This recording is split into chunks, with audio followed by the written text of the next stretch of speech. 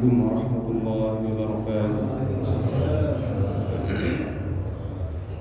Bismillah, alhamdulillah, wassalatu wassalamu ala rasulillah wa ala alihi wa ashabihi wa man wala amma ba'd. Alhamdulillah rabbil alamin, puji syukur kepada Allah subhanahu wa ta'ala. Kita diberikan kesempatan untuk melaksanakan ibadah sholat subuh sebagaimana kita lakukan setiap hari Rabu, kemudian dilanjutkan dengan ta'lim yang insyaAllah telah hadir bersama kita Syekh Muhammad Hasan. Mari kita buka hati dan pikiran kita sehingga kita bisa mengambil hikmah-hikmah yang nanti akan beliau sampaikan oleh Syekh Muhammad Hasan. Fa'alaihi falyatafadhal mashkura. Assalamualaikum warahmatullahi ta'ala wabarakatuh. Alhamdulillahi rabbil alamin, hamdan katsiran tayyiban da'iman mubarakan fihi, mil'a as-samawati wa mil'a al-ard wa mil'a ma syaa rabbuna min shay'in ba'd. Wassalatu wassalamu ala ashrafil khalq sayyidina wa maulana Muhammad sallallahu alaihi wa alihi wa sahbihi wasallam. As'alullah subhanahu wa ta'ala kama jama'ana fi hadhihi as-sa'a an yajma'ana fil jannati ma'a nabiyyina Muhammad sallallahu alaihi wa alihi wasallam. Bismillahirrahmanirrahim. Beliau tadi setelah memuji kepada Allah subhanahu wa ta'ala, kemudian bersalawat kepada Nabi Muhammad sallallahu alaihi wasallam, beliau berdoa mudah-mudahan sebagaimana kita dikumpulkan pada pagi hari ini, mudah-mudahan nanti di akhirat kita dikumpulkan bersama-sama di surga ya Allah. Amin. Wa as'alullah subhanahu wa ta'ala fi yawmil qiyamah an nakuna tahta liwa'ihi sallallahu alaihi wasallam wa an yashfa'a fina fayudkhilna al-jannata birahmatihi subhanahu wa ta'ala. Dan mudah-mudahan nanti kita di hari kiamat Nabi Muhammad sallallahu alaihi wasallam, kita berada di pancinya beliau Nabi Muhammad sallallahu alaihi wasallam, dan nanti kelak kita semua mendapatkan syafaat dari baginda Nabi besar Muhammad sallallahu alaihi wasallam. Wa as'aluhu subhanahu wa ta'ala fi yawmil qiyamah an nashraba min hawdihi al-mubarak wa an yasqiyana bi yadihi asy-syarifati sallallahu alaihi wasallam. Dan mudah-mudahan kita nanti bersama-sama bisa minum dari tangan beliau yang mulia, dari telaga beliau Nabi besar Muhammad sallallahu alaihi wasallam di hari kiamat. Amin Allahumma.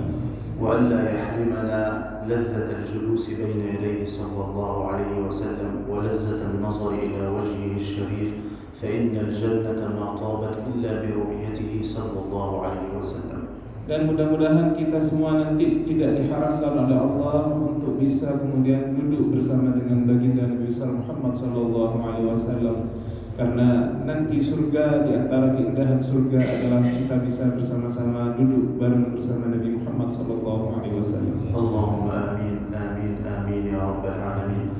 Wa ba'du, fi hadhihi al-waqt al-mubarak insyaallah subhanahu wa ta'ala sanatakallam an يوم الجمعة وصلاة الجمعة إن شاء الله تبارك وتعالى.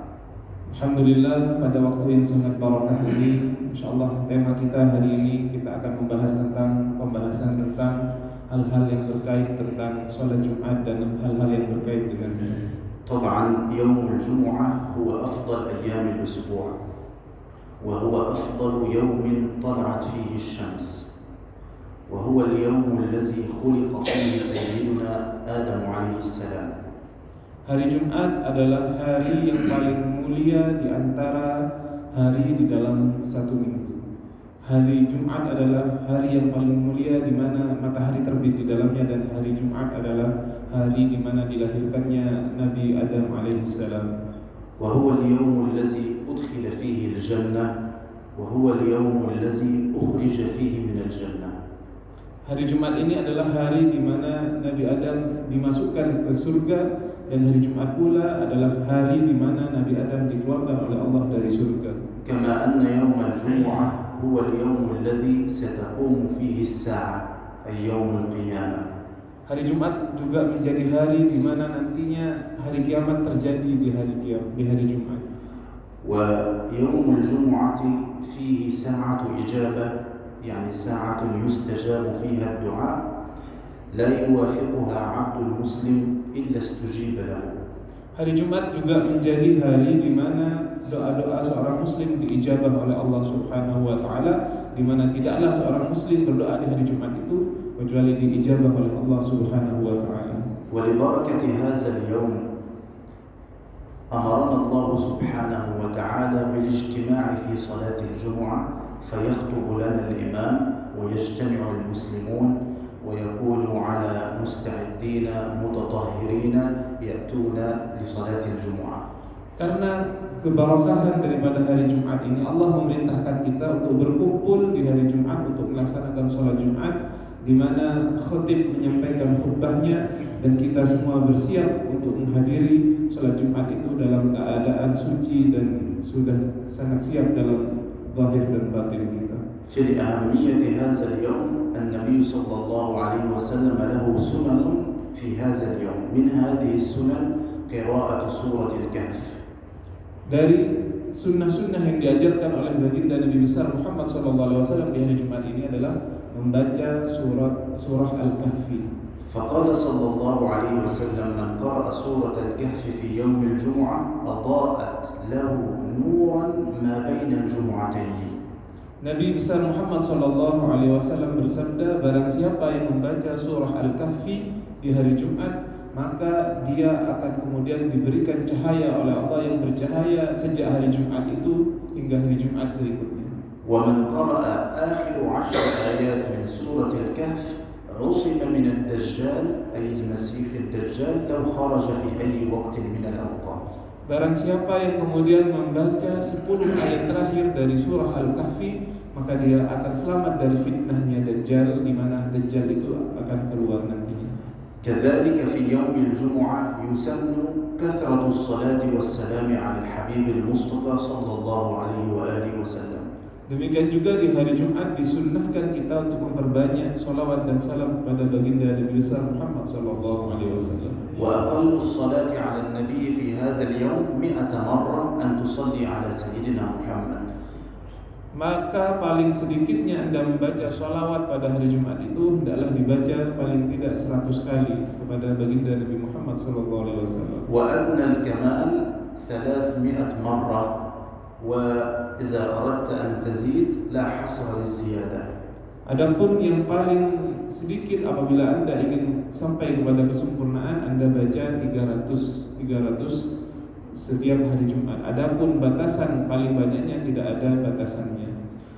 هذا اليوم يوم الجمعة الصلاة على النبي فيه تعرض على النبي مباشرة، يعني الله سبحانه وتعالى يجعل سيدنا ومولانا رسول الله صلى الله عليه وسلم يسمع منك الصلاة عليه مباشرة. Keistimewaan bersalawat kepada baginda Nabi besar Muhammad sallallahu alaihi wasallam pada hari Jumat adalah ketika Anda bersalawat pada Nabi, langsung dihaturkan kepada beliau pada hari itu juga. Dan itu adalah di antara fadilah membaca salawat kepada baginda Nabi besar Muhammad di hari Jumat. فعندما تصلي على النبي صلى الله عليه وسلم في يوم الجمعة فهو يعرفك بصلاتك عليه. Maka setiap kali Anda membaca salawat di hari Jumat itu, Nabi akan mengenal Anda sebagai orang yang membaca salawat kepadanya. فللصلاة على النبي في يوم الجمعة أهمية كبيرة جدا. Maka membaca salawat di hari Jumat ini mempunyai faedah yang sangat besar sekali. كذلك في يوم الجمعة يسن الاغتسال غسل الجمعة. Demikian juga pada hari Jumat itu disunnahkan bagi kita mandi di hari Jumat. وغسل الجمعة يدخل وقته يعني يبدأ وقته من وقت الفجر، فإذا أردت أن تغتسل للجمعة معك من بعد صلاة الفجر إلى وقت صلاة الجمعة. Permulaan Anda untuk dianggap telah melaksanakan sunnah mandi di hari Jumat, waktunya dimulai sejak dari fajar. Artinya sejak fajar di pagi hari ketika Anda meniatkan untuk mandi salat Jumat itu sudah cukup, dan itu waktunya memanjang sampai nanti waktu salat Jumat. كذلك في يوم الجمعة يسن لك التطيب، يعني تتطيب تأخذ من الرائحة الطيبة شيئا وتضعه على ملابسك وجسدك. Demikian juga di antara sunnah pada hari Jumat adalah Anda memakai wangi-wangian yang Anda punya dan dipakaikan di badan Anda. ويسن أيضا في يوم الجمعة أن تلبس الثياب البيض لقوله صلى الله عليه وسلم خير ثيابكم البيض. Demikian juga sunnah di hari Jumat adalah kita memakai baju yang berwarna putih dikarenakan sabda baginda Nabi SAW, paling bagusnya baju-baju kalian adalah yang berwarna putih. فقال صلى الله عليه وسلم في الحديث من غسل واغتسل وبكر وابتكر واستمع وأنصت كتب له بكل خطوة يخطوها ثواب صيام سنة وقيامها. Nabi besar Muhammad SAW menjelaskan barang siapa yang mandi pada hari Jumat dan kemudian berpagi-pagi bercepat-cepat untuk segera pergi ke masjid, maka dia akan mendapatkan pahala sebagaimana pahalanya orang yang berpuasa setahun penuh dan juga pahalanya orang yang melaksanakan qiyam selama setahun penuh. إذن إذا اغتسلت وتطيبت وذهبت إلى صلاة الجمعة من بيتك إلى المسجد كل خطوة تخطوها ترفع قدم وتضع الأخرى بكل خطوة لك ثواب صيام سنة وقيامها وهذا ورد في الحديث عن النبي صلى الله عليه وسلم.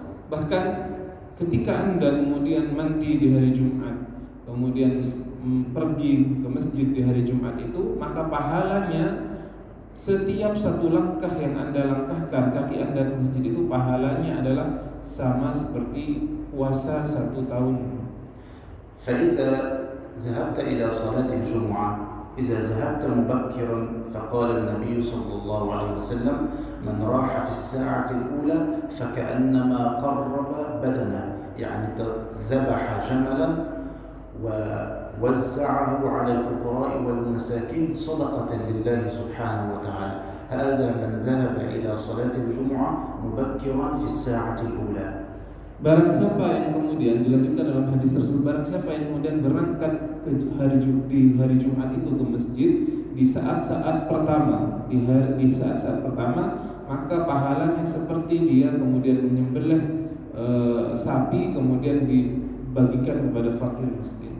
ومن راح في الساعة الثانية فكأنما قرب بقرة يعني ذبح بقرة ووزع لحمها وتصدق به على الفقراء والمساكين. Saat waktu yang pertama seperti dia menyembelih unta, adapun setelahnya orang yang datang ke masjid setelah waktu yang pertama seperti dia menyembelih sapi dan dibagikan kepada orang-orang miskin. ومن ذهب إلى الجمعة في الساعة الثالثة فكأنما قرب كبشا يعني ذبح كبشا وتصدق به على الفقراء والمساكين. Barang siapa yang kemudian datang di waktu yang ketiga, seakan-akan dia menyembelih kambing dan dibagikan kepada orang fakir dan orang miskin. ومن راح في الساعة الرابعة فكأنما قرب دجاجة يعني ذبح دجاجة له ثواب من ذبح دجاجة ووزعها على الفقراء والمساكين صدقة لله. Barang siapa yang pergi ke masjid pada waktu yang keempat, seakan-akan dia menyembelih ayam dan kemudian dibagikan kepada fakir miskin karena sedekah kepada Allah Subhanahu. ومن راح في الساعة الخامسة فكأنما تصدق ببيضة يعني أعطاها لفقير. وهذا من كلام النبي صلى الله عليه وسلم أن من يذهب مبكرا إلى صلاة الجمعة هذا له ثواب كبير وأجر عظيم عند الله سبحانه وتعالى. Barang siapa yang datang ke masjid di waktu yang kelima, seakan-akan dia bersedekah dengan 1 butir telur dan dibagikan kepada fakir miskin. Dan ini adalah yang dikabarkan baginda Nabi besar Muhammad SAW bahwasanya hadir awal di hari Jumat itu adalah pahalanya sangat besar sekali. إذن المسلم يحافظ على التبكير يعني يذهب مبكرا إلى صلاة الجمعة ليحصل على هذا الفضل العظيم. كل خطوة لها ثواب صيام سنة وقيامها. وإذا ذهب مبكرا له ثواب من ذبح جملا أو تصدق ببقرة أو كبشا أو دجاجة أو بيضة لله سبحانه وتعالى. Maka seyogyanya kita berangkat berpagi-pagi ke masjid itu sehingga kita mendapatkan pahala. Setiap langkah dari kita itu pahalanya seperti orang yang puasa dan juga sholat selama 1 tahun.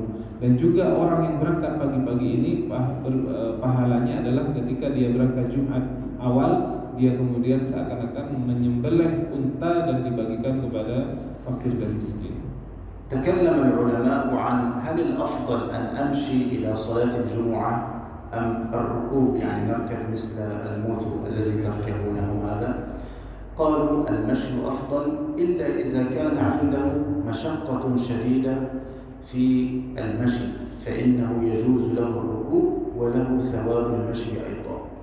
Maka kemudian ulama menjelaskan mana yang paling afdal ketika kita ingin berangkat ke masjid di hari Jumat, kita berjalan kaki atau menaiki kendaraan seperti sepeda motor. Maka ulama mengatakan yang afdal adalah kita berjalan kaki. Andaikan kemudian ada kesulitan kalau kita berjalan kaki, jaraknya jauh atau kesulitan-kesulitan lain, panas dan lain-lain, maka apabila ada kesulitan dan dia terpaksa menggunakan sepeda motor, maka dia tetap mendapatkan pahala sebagaimana pahalanya orang yang berjalan kaki. طبعا إذا ذهب المسلم مبكرا إلى صلاة الجمعة أول ما يفعل عند دخول المسجد يصلي تحية المسجد ويصلي ما شاء من النوافل كما قلنا قبل ذلك، فإنه في يوم الجمعة لا حرمة لصلاة النوافل في وقت زوال الشمس. Maka ketika orang sudah kemudian bercepat-cepat bergegas pergi ke masjid, apa yang harus dia lakukan ketika sampai di masjid? Maka dia segera melaksanakan sholat tahiyatul masjid dan juga sholat-sholat lain. Sebagaimana kita jelaskan bahwasanya khusus untuk hari Jumat itu tidak ada waktu karaha, tidak ada waktu yang dilarang untuk melaksanakan sholat walaupun itu terjadi di zawal. ولصلاة الجمعة أيضا سنة قبلية وسنة بعدية مثل صلاة الظهر مباشرة. فإذا دخل المسلم بعد الأذان الأول له أن يصلي القبلية وأن يجمعها مع تحية المسجد.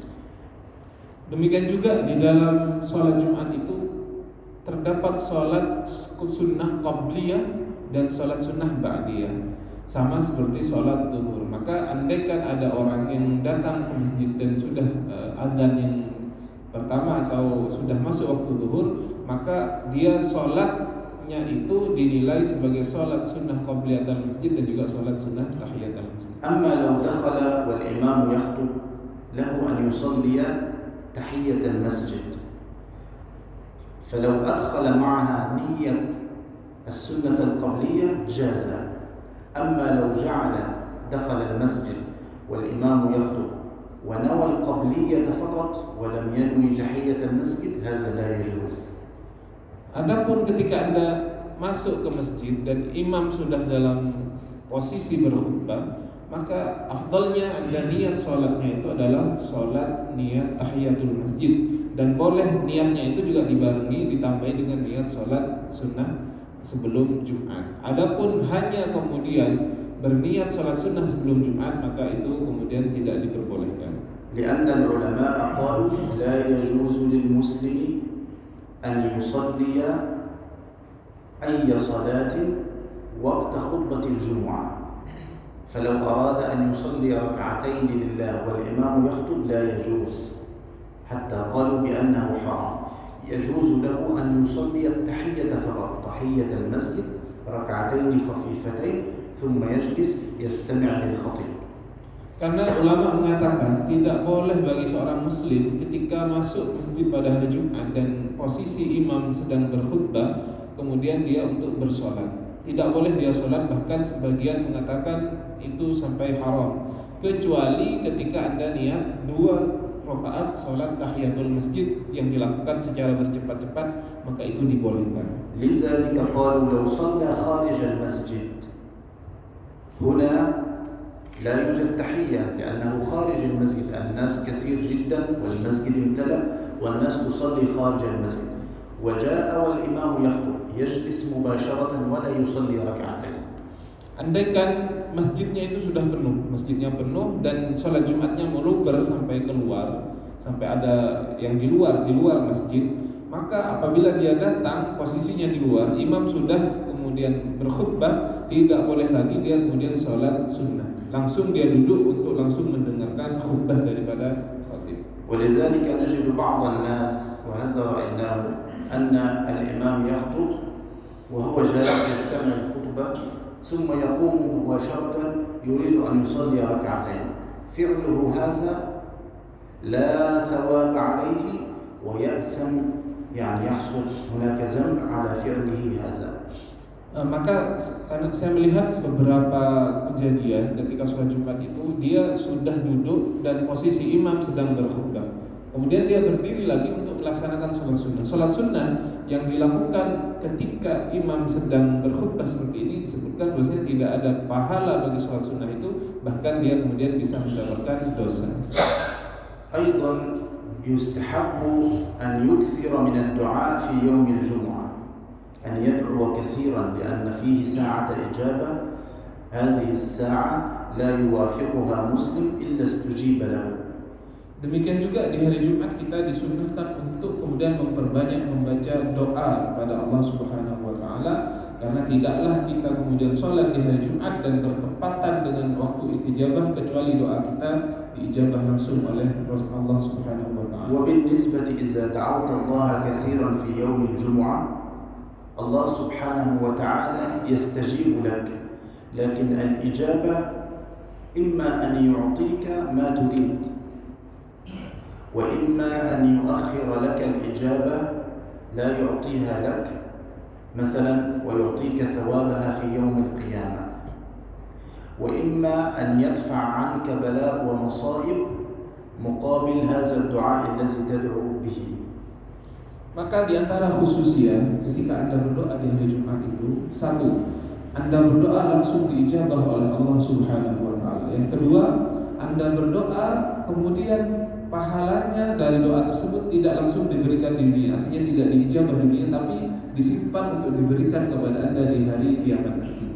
Yang ketiga, doa di hari Jumat itu kemudian bisa juga tidak diijabah langsung oleh Allah, tetapi dengan doa itu Anda dijauhkan oleh Allah Subhanahu wa taala dari bala dan musibah. طبعا هذه بعض السنن التي في يوم الجمعة. أما حكم صلاة الجمعة فهي فرض عين على كل مسلم. Ini adalah sunnah-sunnah yang kita jelaskan tadi, sunnah-sunnah dalam hari Jumat. Ada hukum tentang sholat Jumat sendiri yang itu adalah fardu ain bagi setiap orang muslim. للجمعة شروط طبعا منها الإسلام فلا تصح من كافر، والبلوغ أن يكون بالغا فلا تصح من صبي، لكن أبوه يأخذه إلى المسجد ويدربه على الصلاة ويجعله في وسط المسلمين لينشأ محبا للجماعة. Di antara kemudian syarat untuk seseorang kemudian wajib melaksanakan sholat Jumat diantaranya adalah yang pertama dia Islam, maka tidak sah kemudian sholatnya orang yang kafir. Yang kedua dia harus baligh, artinya dia sudah baligh dalam artian ketika dia belum baligh tetapi ayahnya mengajak dia ke masjid, anak laki-laki, maka hal itu adalah bagian dari metode ayahnya agar anaknya gemar nantinya ketika sudah baligh untuk terbiasa melaksanakan sholat Jumat. ومن شروط وجوبها العقل فلا تصح من المجنون، لأن المجنون رفع عنه التكليف ولا صلاة واجبة عليه. Kemudian di antara syarat wajibnya sholat Jumat juga adalah dia kemudian bukanlah seseorang yang gila. Artinya ketika orang itu gila maka diangkat kewajiban sholat Jumat kepada orang tersebut. ومن شروط وجوبها الذكورة، يعني هي تجب على الرجال ولا تجب على النساء، ولو صلت المرأة الجمعة صحت منها. Adapun yang keempat dari syarat wajibnya sholat Jumat adalah kemudian itu hanya wajib bagi kaum laki-laki. Andaikan ada orang perempuan sholat Jumat maka tetap juga dinilai sah sholatnya. فلو صلت المرأة الظهر في بيتها لا شيء عليها وصلاتها صحيحة، ولو جاءت إلى المسجد وصلت الجمعة أيضا صلاتها صحيحة ولا شيء عليها. Andaikan seorang perempuan sholat zuhur di rumahnya maka itu sudah cukup dan dia tidak mendapatkan dosa. Andaikan juga ada orang perempuan sholat Jumat ke masjid maka itu sudah cukup baginya. وأيضا من شروط وجوبها ألا يوجد عذر من أعذار ترك الجماعة والجمع كما شرحناه قبل ذلك. فلو كان هناك عذر من مرض أو مشقة شديدة أو هناك مريض أنت تطببه وتخدمه، هذا عذر في ترك الجمعة ولا إثم عليك. Kemudian juga orang yang wajib sholat Jumat adalah tidak ada uzur untuk dia hadir kepada sholat jamaah ataupun sholat Jumat yang sudah saya jelaskan di minggu yang lalu. Di antaranya uzurnya adalah misalkan dia tidak sakit, kemudian dia juga tidak sedang mengobati orang yang sakit, ataupun ada masyakoh yang lain yang kemudian membolehkan dia untuk tidak hadir ke sholat Jumat. أيضا المسافر لا تجب عليه صلاة الجمعة. Demikian juga seorang musafir tidak wajib baginya untuk melaksanakan sholat Jumat. لكن بشرط ألا يسافر بعد فجر يوم الجمعة. Tetapi ada syarat bagi seseorang yang musafir ini, dia tidak musafir setelah fajar di hari Jumat. Artinya dia kemudian memulai perjalanannya sebelum subuh di hari Jumat, maka dia boleh kemudian untuk tidak sholat Jumat. فلو سافر بعد فجر يوم الجمعة وأدرك الجمعة وهو في الطريق لا شيء عليه. المهم ألا يكون في سفره بعد صلاة الصبح لا يستطيع أن يدرك الجمعة في أي مكان من الأمكنة. Maka andaikan dia kemudian berangkat hari Jumat itu di hari Jumat setelah subuh, maka orang yang demikian ini tetap kemudian wajib baginya kemudian untuk kemudian tetap mengikuti sholat Jumat dimanapun tempat kemudian dia berhenti ketika dia sedang melakukan perjalanan itu. أما المسافر الذي لا تجب عليه صلاة الجمعة هو من سافر قبل صلاة الصبح أو في اليوم الذي قبله وهو في السفر، فهذا نقول له صلي ظهرا وصلي قصرا كما قلنا ولا شيء عليك. Maka adapun seorang musafir yang berangkatnya sebelum subuh di hari Jumat ataupun sehari sebelumnya, maka boleh seorang musafir ini tidak sholat Jumat dan sholat zuhur dengan dijamak ataupun dikosor. أما من سافر بعد صلاة الصبح نقول له يجب عليك أن تصلي الجمعة في أي مكان من الأمكنة ولا يجوز لك أن تصليها ظهرا. Maka orang yang kemudian baru memulai perjalanannya itu setelah subuh dari Jumat, maka masih wajib bagi dia untuk kemudian mengikuti sholat Jumat di mana nanti dia berhenti di tengah perjalanan. طيب لو هناك شخص ترك صلاة الجمعة ولم يصليها كيف يقضيها؟ هل لابد أن يقضيها جمعة؟ طبعا لا ينفع، وإنما يجب عليه أن يقضيها ظهرا.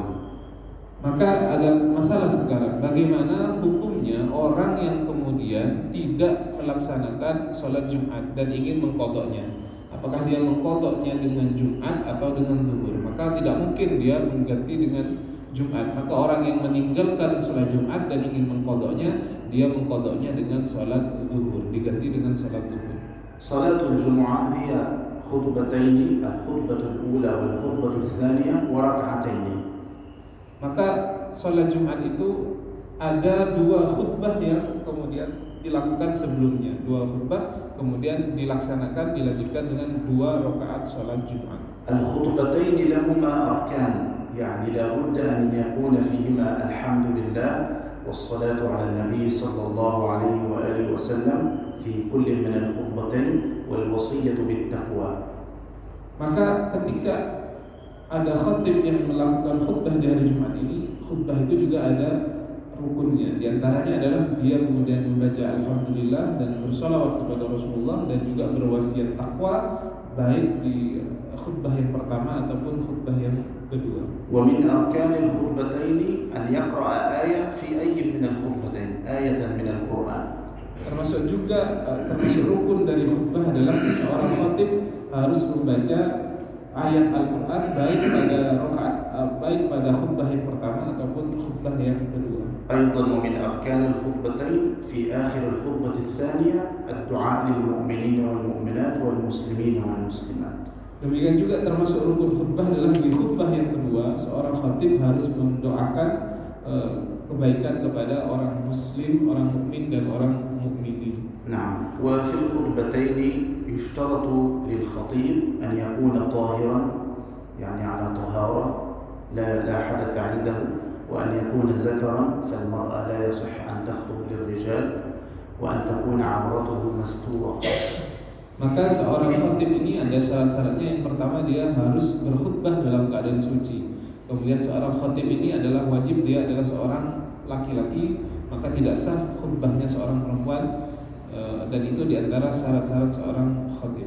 ومن شروطهما أيضا القيام عند القدرة، فلو كان الخطيب لا يستطيع أن يقف يجوز له أن يجلس ويخطب للناس. Termasuk dari syarat-syaratnya adalah seorang khatib itu berdiri ketika dia mampu. Andaikan dia tidak mampu, khatibnya berdiri, maka boleh berkhutbah dalam keadaan duduk. ومن شروطهما أيضا أنه يجلس ما بين الخطبتين قدرا بسيطا، من أراد أن يدعو فيه فليدعو. Termasuk dari rukunnya syaratnya khutbah di sini adalah dia duduk di antara dua khutbah itu. Kemudian disunahkan bagi orang yang mendengarkan khutbah itu ketika khatib duduk di antara dua khutbahnya untuk berdoa kepada Allah Subhanahu wa taala. ثم كثير من العلماء قالوا إن ساعة الإجابة في يوم الجمعة التي يستجاب فيها الدعاء هي من وقت صعود الخطيب على المنبر إلى أن ينزل. ففي هذا الوقت كثير من العلماء قال أنه يستجاب فيه الدعاء لاجتماع المسلمين في هذا الوقت. Banyak sekali ulama yang kemudian memilih atau berpendapat mustajabnya doa di hari Jumat itu terjadi kapan? Terjadi ketika sejak dimulainya seorang khatib naik ke mimbar sampai nanti dia turun. Maka di saat-saat itu berkumpulnya orang muslim dan diijabah daripada doa-doa mereka. وبعض العلماء قال إن ساعة الإجابة هي من بعد صلاة العصر إلى غروب الشمس، وقد كانت السيدة فاطمة بنت سيدنا مولانا رسول الله صلى الله عليه وسلم تخصص هذا الوقت للذكر والدعاء والصلاة على النبي صلى الله عليه وسلم. Sebagian ulama juga berpendapat waktu ijabah di hari Jumat itu dimulai sejak selesai sholat asar sampai tenggelamnya matahari, dan ini yang kemudian dilakukan oleh Sayyidah Fatimah bintu Rasulullah SAW. Beliau kemudian mengkhususkan waktu asar ini untuk berdoa dan membaca sholawat kepada baginda Nabi Muhammad SAW. طبعا عندنا في الشريعة الإسلامية أن الليل يأتي أولا ثم النهار، فيوم الجمعة يأتي من المغرب الذي هو في يوم الخميس وينتهي بغروب الشمس الذي في يوم الجمعة. Dalam Islam hari itu dimulai dari malam terlebih dahulu baru siang. Makanya hari Jumat ini dinilai kapan? Sejak hari Kamis, jadi malam Jumat itu sudah masuk hari Jumat dan berakhir sampai tenggelamnya matahari di hari Jumat. بهذا إن شاء الله نكون قد اكتفينا في يوم الجمعة وصلاة الجمعة، نسأل الله القبول والتوفيق والنجاح. Ini adalah sesuatu yang bisa saya jelaskan mengenai hari Jumat dan hukum-hukum di dalamnya. Mudah-mudahan kita diberikan kabul oleh Allah Subhanahu wa taala. Dan siapa yang ada yang ingin disampaikan, monggo dihaturkan. Saya beri waktu untuk pertanyaan. Monggo. Assalamualaikum warahmatullahi wabarakatuh. Waalaikumsalam. Saya ada dua pertanyaan. Yang pertama, ada makmum yang langsung istilahnya sholat Jumat itu diambil sholatnya pas sholat aja gitu. Jadi dia ada mungkin perjalanan atau ada aktivitas itu, apakah itu sah gitu. Kemudian yang kedua, untuk Jumat itu tepatnya habis adzan persis atau bagaimana? Soalnya di sini itu kalau saya terlambat, saya Jumatannya di belakangnya ini atlet ini 12:30 mulainya gitu. Nah itu bagaimana memulai salat Jumat? Terima kasih. فيها سؤالان. السؤال الأول يعني لمن يحضر الجمعة ولكن لا يحضر في الخطبة، هو يحضر فقط للصلاة ركعتين، هل صلاته صحيحة؟ نعم بارك الله فيك، والله سؤال يعني من تاب يعني طبعا من حضر لم يحضر الخطبتين ثم حضر الصلاة طبعا كأنه حضر الجمعة لكن ثوابه أقل. Maka kata beliau, pertanyaannya mantap ya dari Bapak, mantap sekali. Dan kata beliau, orang yang hanya hadir untuk sholat tanpa hadir kepada khutbahnya, dia sudah dianggap mencukupi untuk hadir kepada sholat Jumat. لكن لو حضر الركعتين من أول تكبير الإمام هنا تكتب له صلاة الجمعة. أما لو جاء بعد ركوع الركعة الثانية نقول له أكمل الصلاة ظهرا. Tetapi bagi orang yang kemudian datang hanya sholat saja ini, walaupun dia kemudian cukup sholatnya dan pahalanya sedikit, tetapi hati-hati, dia kemudian andaikan sholat mendapati 2 rakaat itu, maka dia sudah cukup. Tetapi andaikan dia datang posisinya imam sudah di rakaat kedua dan sudah dalam selesai ruku di rakaat kedua, maka dia wajib kemudian menyempurnakan sholatnya itu dengan sholat zuhur, jadi menjadi 4 rakaat. فهو دخل المسجد والإمام انتهى رفع من الركوع سمع الله لمن حمده في الركعة الثانية، هنا يدخل مع الإمام في الصلاة لكن يصلي 4 ركعات لأنه فاتته صلاة الجمعة. Nah, semisal dia baru datang ke masjid, imamnya sudah selesai dari ruku rakaat kedua, sami Allahu liman hamidah, maka dia langsung mengikuti apa yang dilakukan imam, Allahu Akbar, ikuti imam, tetapi dia harus menyempurnakan sholatnya bukan 2 rakaat, tetapi dia harus menambahnya menjadi 4 rakaat. وطبعا المتأخر هذا فاته ثواب كبير جدا، فاته ثواب التبكير للجمعة، فاته ثواب الاستماع للخطيب وحضور الجمعة وساعة الإجابة. Tentunya orang yang terlambat semacam ini, dia melewatkan pahala yang kemudian sangat besar. Dia melewatkan pahala bercepat-cepat sholat Jumat, sebagaimana saya jelaskan tadi. Dia kehilangan pahala yang sangat besar, terutama dia tidak mendengarkan nasihat-nasihat yang disampaikan oleh khatib. Soal asani, yani بالنسبة لصلاة الجمعة هل هو دفعة واحدة يعني بعد الأذان مباشرة الصلاة أو يجوز يعني هو مثلا في هذا المسجد يعني كان الصلاة ينتهي ويذهب إلى المسجد الآخر يعني هناك صلاة لم ينتهي بعد، هل هو دفعة واحدة أو يجوز له يعني دفعتين أو هكذا؟ تقصد هو يعني في هذا المسجد الصلاة قد انتهت ويذهب إلى المسجد الآخر؟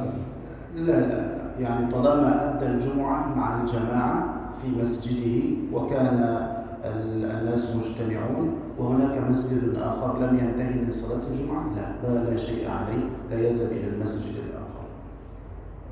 يعني هو يقصد هل يجوز له مثلا هنا في هذا المسجد الصلاة قد انتهت ولكن هناك مسجد ما زال الصلاة فيها، يعني هو يذهب إلى هذا المسجد بدلا أن نصلي الجمعة هنا هو يذهب إلى المسجد الآخر. لا بأس. Jadi kata beliau, boleh kita kemudian tidak kemudian setelah azan itu kemudian harus sholat di masjid yang kemudian dekat dengan kita. Andaikan memang sudah selesai sholat Jumatnya, kemudian kita pergi ke masjid yang kemudian khutbahnya mungkin agak panjang, seperti kalau di Jember ini Raudhatul Mukhlisin atau Baitul Amin atau apa, biasanya agak panjang, setengah jam begitu, maka tetap dianggap dia menutupi untuk sholat Jumat. Nah, silakan. Gimana punya sholat Jumat ada kunutnya gimana? Ada kunutnya pada sholat Jumat rakaat kedua. Sudah di rakaat kedua pada sholat Jumat. Sudah. نعم. السائل يسأل هل الصلاة الجمعة صحيحة لو كان فيها القنوت؟ القنوت في صلاة الجمعة هل الصلاة فيها صحيحة؟ نعم، القنوت وهو الدعاء يكون بعد الركوع، بعد الرفع من الركوع في الركعة الأخيرة. القنوت النبي صلى الله عليه وآله وسلم كان يقنط ويدعو في صلاة الفجر كما قلنا، وهذا ورد عن سيدنا أنس. أما لو كانت هناك نازلة، هناك ابتلاء، هناك يعني مشكلة تحصل للناس، يجوز أن نقعد في الصلوات الخمس بعد الركوع من الركعة الأخيرة في كل صلاة. Sebagaimana yang kita ketahui, kunut itu dilaksanakan khususnya riwayat hadis yang dari Sayyidina Anas dilakukan ketika hari salat subuh setelah kita bangun dari ruku. Adapun bentuk kunut yang lain ada namanya kunut nazilah. Kunut nazilah ini adalah kunut yang dilakukan ketika ada musibah, ada bala yang turun kepada umat muslim. Maka kunut nazilah ini boleh dilakukan di semua salat 5 waktu itu, boleh dibaca setelah dia ruku kemudian membaca kunut nazilah. فإن رسول الله صلى الله عليه وسلم عندما أرسل 70 من الصحابة من أهل القرآن يعلمون جماعة من الناس وهم في الطريق يمشون خرج عليهم ناس غدروا بهم فقتلوهم فالنبي حزن جدا فظل شهرا يدعو في كل صلاة في الصلوات الخمس يدعو على من قتل أصحابه. Karena telah datang dalam sebuah riwayat bahwasanya baginda Nabi SAW pernah mengutus 70 orang sahabat penghafal Al-Quran untuk mengajarkan Al-Quran kepada kaum tertentu. Tetapi beliau dikhianati di tengah jalan, 70 penghafal Al-Quran yang ingin mengajar Al-Quran ini dibunuh semuanya, 70 dibantai habis. Maka Nabi sedih sekali sehingga hampir selama sebulan beliau mendoakan para pembunuh itu, mendoakan beliau berkunut selama hampir 1 bulan. لكن لو لك أنت ابتلاء أو مشكلة أو شيء تريده بعد الصلاة هذا الوقت قال العلماء أنه وقت لاستجابة الدعاء. فإذا انتهيت من الصلاة ومن الأذكار التسبيح والحمد لله والله أكبر هنا تدعو وتلح في الدعاء لأن هذا الوقت يعني من الأوقات تستجاب فيها الدعاء. أيضا وأنت ساجد في السجود تدعو كثيرا بما تريد أنك قريب جدا من الله في هذا الوقت فيستجاب فيه الدعاء. أيضا بين الأذان والإقامة هذا الوقت مهم جدا ففيه يستجاب الدعاء. Adapun bagi kita sekarang apabila kita ada musibah, kemudian ingin berdoa kepada Allah Subhanahu wa taala, hendaklah kita berdoa sehabis sholat, karena doa sehabis sholat itu mustajab, ataupun kita berdoa di antara adzan dan iqamah, karena di antara adzan dan iqamah itu adalah waktu-waktu yang mustajab juga. Maka berdoalah juga misalkan ketika Anda bersujud, sedang sujud di waktu sholat, maka berdoalah kepada Allah karena itu juga termasuk waktu-waktu yang istijabah. Wa anta tad'u salli 'ala an-nabi awwalan thumma akhtim bis-salati 'ala an-nabi. Fa inna as-salata 'ala an-nabi maqbulah wa insyaallah ad-du'a ma bainahuma maqbul. Namun ada adab yang saya ingin ajarkan. Mulailah doa Anda itu dengan bersalawat kepada Nabi dan diakhiri dengan salawat kepada Nabi. Karena apabila Anda memulainya dengan salawat demikian, maka insyaallah doa itu akan dikabulkan oleh Allah Subhanahu wa taala. طبعا لكن إجابة الدعاء يمكن أن يعطيك الله ما تدعو به. هذا إجابة الدعاء. ويمكن لا يعطيك لكن يؤخره إلى يوم القيامة فيعطيك ثواب كبير. ويمكن أن بهذا الدعاء الذي تدعو به يرفع عنك البلاء والمصائب والآفات وغيره. Maka doa-doa yang dilakukan di waktu-waktu yang mustajabah itu pasti diijabah, pasti dikabulkan oleh Allah Subhanahu wa taala, tapi bentuk ijabahnya, bentuk pengabulannya bisa berbeda-beda. Satu, imma ada kalanya doa itu langsung dikabulkan. Yang kedua, diijabah tetapi kemudian diakhirkan nanti diberikan oleh Allah di hari kiamat. Yang ketiga, diijabahi tapi dalam bentuk Anda dijauhkan dari bala dan musibah oleh Allah Subhanahu wa taala. Ada lagi mungkin satu terakhir. Itu waktu sujud apa boleh berdoa dengan tidak bahasa Arab? Hal yajuzu yani fi salat ad-du'a fi sujud walakin bighairi al-lughah al-arabiyyah. Nah, yajuz. La ba'sa bihi. Beliau jawab boleh kita dalam salat itu berdoa dalam sujud khususnya walaupun tidak menggunakan bahasa Arab. ادعو بأي شيء يعني بأي لغة بما تريد. يعني الله سبحانه وتعالى قريب منك جدا ويسمع صوتك ويسمع دعائك ويحب دعائك، هو يحب هذا جدا سبحانه وتعالى، فيريد منك أن تدعو دائما دائما دائما. Maka ketika kita sedang dalam keadaan sujud itu berdoalah, memintalah kepada Allah apa saja yang ingin kita minta. Karena Allah Subhanahu wa taala sangat senang ketika dalam keadaan sujud itu seorang hamba kemudian berdoa kepada Allah. Maka doalah apa saja karena itu sangat disenangi oleh Allah Subhanahu wa taala. اللهم لك الحمد كما تحب وترضى يا حنان يا منان يا بديع السماوات والأرض يا ذا الجلال والإكرام يا واحد يا أحد يا فرد يا صمد يا غني يا حميد يا ذا الفضل العظيم.